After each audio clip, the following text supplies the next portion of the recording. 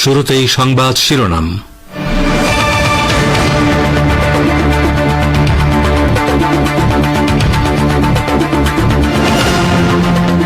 গাজায় যুদ্ধবিরতি প্রতিষ্ঠার জন্য আমেরিকার কোনো বাস্তব ইচ্ছা নেই বললেন ফিলিস্তিনের ইসলামী প্রতিরোধ আন্দোলন হামাস নেতা ওসামা হামাদান। বাংলাদেশের সাবেক শিক্ষামন্ত্রী ডাক্তার দীপুমণি গ্রেপ্তার। ঢাকায় সাবেক প্রধানমন্ত্রী শেখ হাসিনা সহ ৮০ জনের নামে আরও ২টি হত্যা মামলা দায়ের। বাংলাদেশের সাম্প্রতিক আন্দোলনে ছাত্র জনতাকে নির্বিচারে হত্যার দায়ে আওয়ামী লীগকে নিষিদ্ধ করে ও দলটির নিবন্ধন বাতিল চেয়ে হাইকোর্টের রিট। এবং ভারতের পশ্চিমবঙ্গে মেডিকেল কলেজ হত্যার শিকার চিকিৎসকের মা বাবা বললেন মুখ্যমন্ত্রী মমতা বন্দ্যোপাধ্যায়ের উপর তারা আস্থা হারিয়ে ফেলেছেন। আসসালামু আলাইকুম। এতক্ষণ গুরুত্বপূর্ণ সংবাদ শিরোনাম শুনলেন। এবারে বিস্তারিত বিশ্ব সংবাদে আপনাদের স্বাগত জানাচ্ছি আমি গাজী আব্দুর রশিদ। ফিলিস্তিনের ইসলামী প্রতিরোধ আন্দোলন হামাসের শীর্ষ পর্যায়ের নেতা ওসামা হামদান বলেছেন গাজা উপত্যকায় যুদ্ধবিরতি প্রতিষ্ঠার জন্য আমেরিকার ভেতরে কোনো বাস্তব ইচ্ছা নেই। লেবাননে হামাসের এই প্রতিনিধি বলেন আমেরিকা যুদ্ধবিরতি প্রতিষ্ঠার জন্য যে নতুন প্রস্তাব দিয়েছে তাতে গাজা থেকে ইসরায়েলি সেনা সম্পূর্ণভাবে প্রত্যাহারের কথা নেই। হামদান বললেন চলমান যুদ্ধবিরতির আলোচনায় এখনো উল্লেখ করা হয়নি যে কোন ফিলিস্তিনি বন্দীকে মুক্তি দেয়া হবে, তবে যুদ্ধবিরতির বিষয়ে যে কোনো চুক্তি হতে হলে অবশ্যই ফিলিস্তিনি বন্দীদের মুক্তির নিশ্চয়তা দিতে হবে। তিনি আরও বলেন আমেরিকা মূলত তেল আবিবকে আরও নৃশংসতা ও গণহত্যা চালানোর জন্য পর্যাপ্ত সময় দেওয়ার চেষ্টা করছে।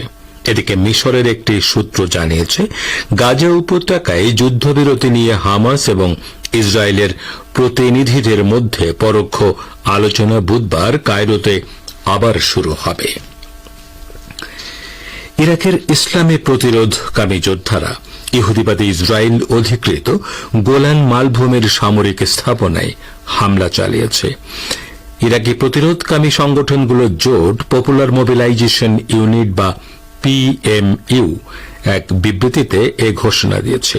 বিবৃতিতে বলা হয়েছে ফিলিস্তিনিদের প্রতি সংহতি এবং গাজার বেসামরিক জনগণের উপর ইহুদিবাদী ইসরায়েলের বর্বর গণহত্যার প্রতিবাদ জানিয়ে এই হামলা চালানো হয়। গাজার প্রতিরোধ যোদ্ধারা বারবার বলে আসছে ইহুদিবাদী ইসরায়েল যদি গাজায় গণহত্যা অব্যাহত রাখে তাহলে তারা ইসরায়েলের বিরুদ্ধে অভিযান জোরদার করবে। এছাড়া আঞ্চলিক প্রতিরোধকামী সংগঠনগুলো বহুবার ইসরায়েলের স্পর্শকাতর ও গুরুত্বপূর্ণ লক্ষ্যবস্তুতে হামলা চালিয়েছে। এছাড়া গাজা আগ্রাসন শুরুর পর ইসরায়েলের প্রতি অকুণ্ঠ সমর্থন দেওয়ার প্রতিবাদে ইরাকি যোদ্ধারা মার্কিন সামরিক অবস্থানগুলোকেও হামলা চালাচ্ছে।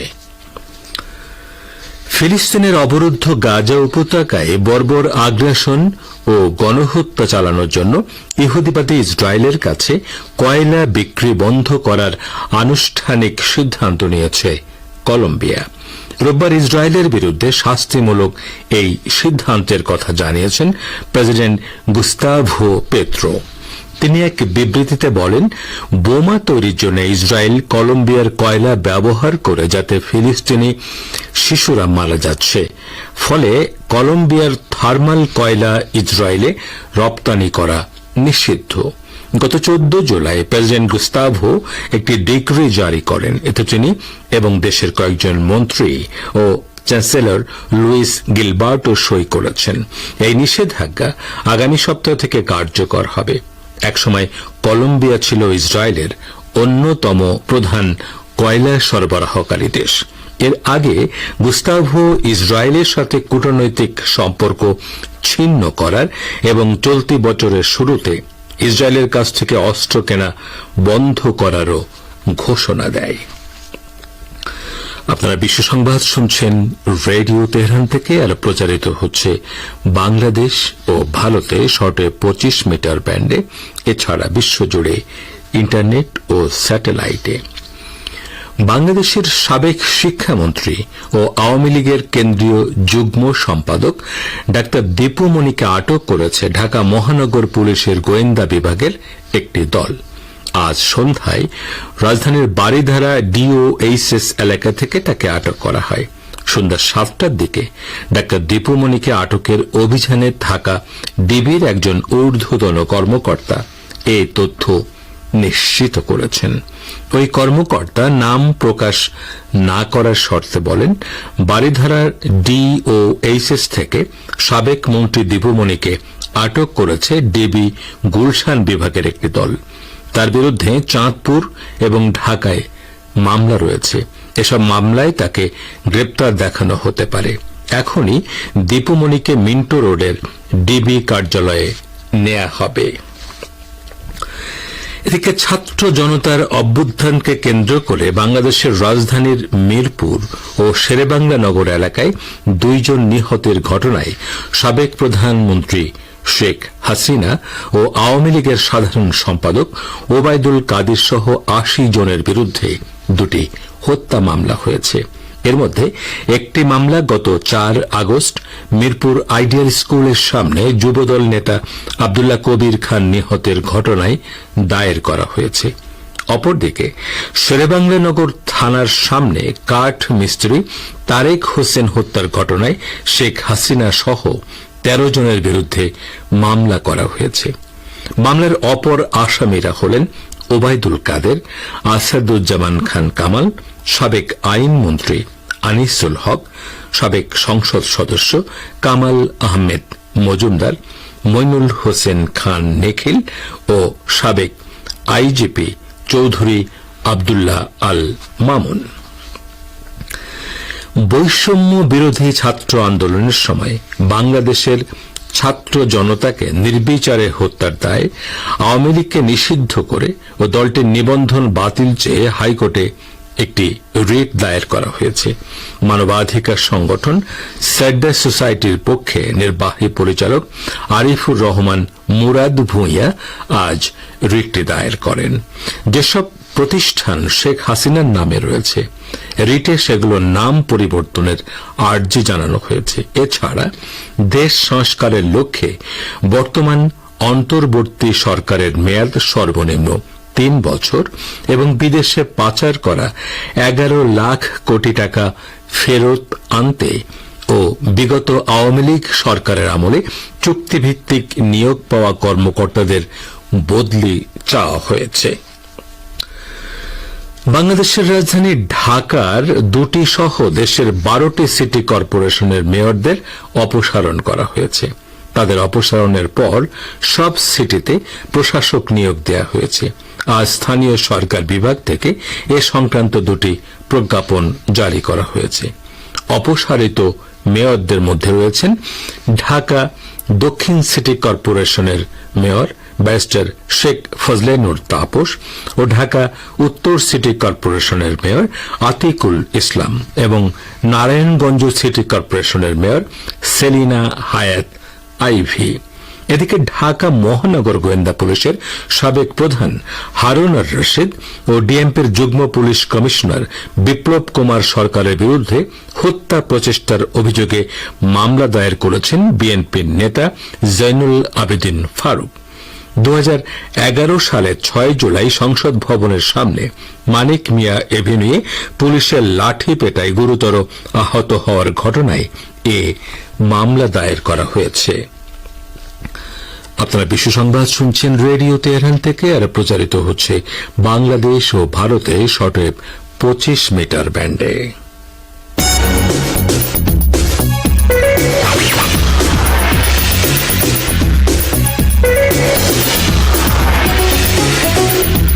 রেডিও তেহরান, খবরের সঙ্গে 24 ঘন্টা। ভিজিট করুন আমাদের ওয়েবসাইট parstoday.ir/dn।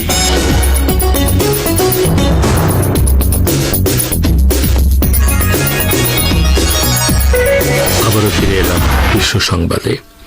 ভারতের পশ্চিমবঙ্গের কলকাতায় আরজি কর মেডিকেল কলেজে ধর্ষণ ও হত্যার শিকার সেই চিকিৎসকের মা বাবা বলেছেন, রাজ্যের মুখ্যমন্ত্রী মমতা বন্দ্যোপাধ্যায়ের উপর তারা আস্থা হারিয়ে ফেলেছেন। মামলাটি নিয়ে পুলিশের উদ্যোগে দেখে আস্থা নষ্ট হয়েছে তাদের। ভারতের এনডিটিভিকে দেয়া বিশেষ সাক্ষাৎকারে এসব কথা বলেছেন তারা। ভুক্তভোগী চিকিৎসকের বাবা বলেছেন, সিবিআই এর একটি দল গতকাল বাড়িতে এসেছিল। কেন্দ্রীয় তদন্ত সংস্থা বা সিবিআই অন্তত চেষ্টা করছে। তার দাবি, তিনি তার মেয়ের ডায়েরির একটি পৃষ্ঠা সিবিআইকে দিয়েছেন, তবে সেখানে কি লেখা আছে তা জানাননি।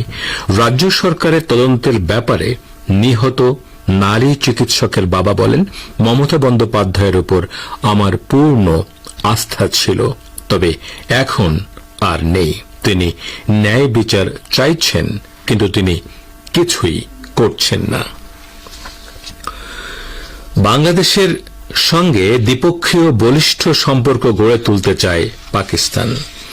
দ্বিপক্ষীয় ও বহুপক্ষীয় ক্ষেত্রে পারস্পরিক স্বার্থ সংশ্লিষ্ট সব বিষয়ে বাংলাদেশের সঙ্গে ঘনিষ্ঠভাবে কাজ করতে আগ্রহী দেশটি। অন্তর্বর্তী সরকারের প্রধান উপদেষ্টা ড মোহাম্মদ ইউনুসকে দেয়া চিঠিতে এ আগ্রহের কথা জানান পাকিস্তানের প্রধানমন্ত্রী শাহবাজ শরীফ। আজ প্রধান উপদেষ্টার দপ্তর থেকে এ চিঠির কথা জানানো হয়।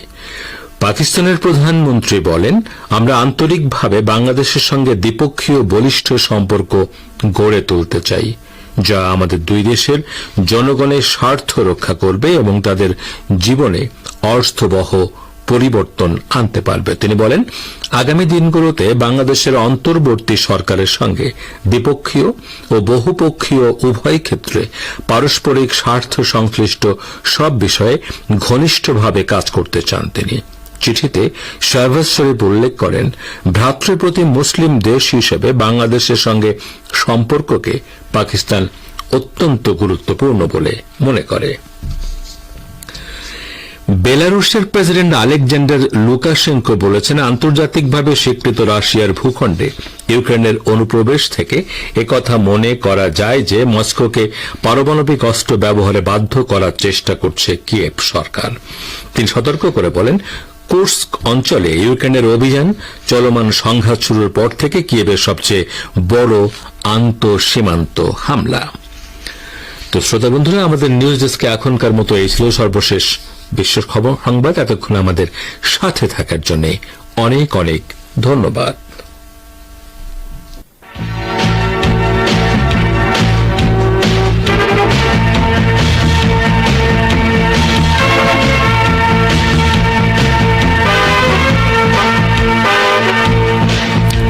বিশ্ব সংবাদ শুনলেন রেডিও তেহরান থেকে। শ্রোতা বন্ধুরা, এবারে আমন্ত্রণ জানাচ্ছি সংবাদ ভাষ্যের অনুষ্ঠান দৃষ্টিপাতে। মার্কিন গবেষণা প্রতিষ্ঠান থিঙ্ক ট্যাঙ্ক পরামর্শ দিয়েছে, মার্কিন যুক্তরাষ্ট্র এবং তার মিত্রদের উচিত ইরানের ড্রোন বা অন্যান্য অস্ত্র উৎপাদন এবং মজুদের বিরুদ্ধে নাশকতামূলক পদক্ষেপ নেয়া, যাতে ইরানের সরবরাহ খাতকে ব্যাহত করা যায়। এ সম্পর্কে এখন রয়েছে আমাদের ভাষ্যকারের একটি পর্যালোচনা, পড়ে শোনাচ্ছেন সহকর্মী রেজওয়ান হোসেন। আমেরিকান গবেষণা প্রতিষ্ঠান থিঙ্ক ট্যাঙ্কের মতে, ইরানি ড্রোনগুলো ইউক্রেন ও ইসরায়েলকে ছাড়িয়ে গেছে এবং কমপক্ষে আরো দুটি মহাদেশে ইরানি ড্রোনের জনপ্রিয়তা লক্ষ্য করা গেছে। সম্প্রতি American Foundation Defence of Democracy ইরানি অস্ত্রের ব্যাপারে বৈশ্বিক আগ্রহ সম্পর্কে একটি প্রতিবেদনে বলেছে, যদিও বাইডেন প্রশাসন ইসরায়েলের বিরুদ্ধে ইরান ও তার প্রক্সি যোদ্ধাদের ক্ষেপণাস্ত্র ও ড্রোন হামলা প্রতিরোধ বা হামলার মাত্রা সীমিত করার জন্য ব্যাপক চেষ্টা করছে, কিন্তু আমাদের এটা মনে রাখতে হবে, মধ্যপ্রাচ্য এখন ইরানি অস্ত্র ও ক্ষেপণাস্ত্রে ভরপুর।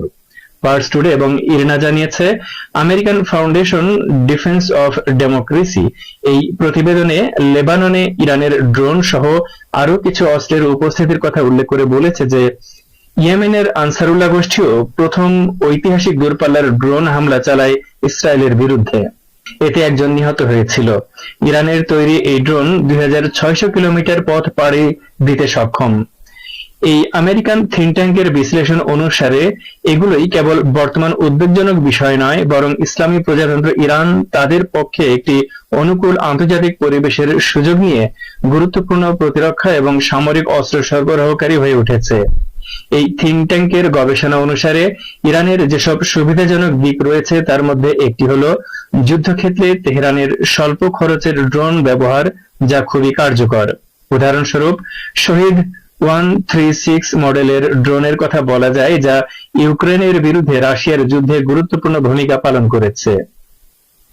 এই প্রতিবেদনে বলা হয়েছে ইরানি ড্রোনগুলোর কার্যকারিতা ইউক্রেন এবং ইসরায়েলকে ছাড়িয়ে গেছে এবং কমপক্ষে আরো দুটি মহাদেশে এর ব্যাপক চাহিদা লক্ষ্য করা গেছে। এভাবে ইরানি অস্ত্রের ব্যবহার থেকে আন্তর্জাতিক অঙ্গনে সামরিক শক্তি অর্জনে ইরানের সাফল্যের প্রমাণ পাওয়া যায়।